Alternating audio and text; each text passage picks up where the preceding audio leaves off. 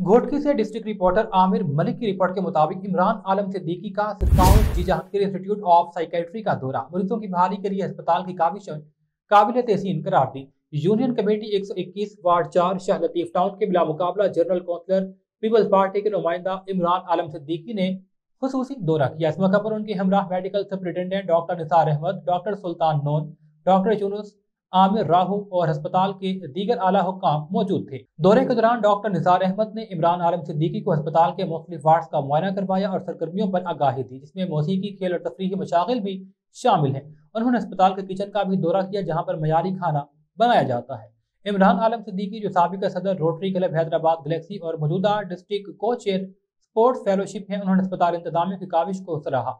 बगैर किसी पेश की इतला के दौरे में अस्पताल की मिसाली कारकर्दगी को देखकर उन्हें दिली मुसर्रत हुई। उन्होंने एमएस डॉक्टर निसार और उनकी टीम के जज्बे को खराज तहसीन पेश किया।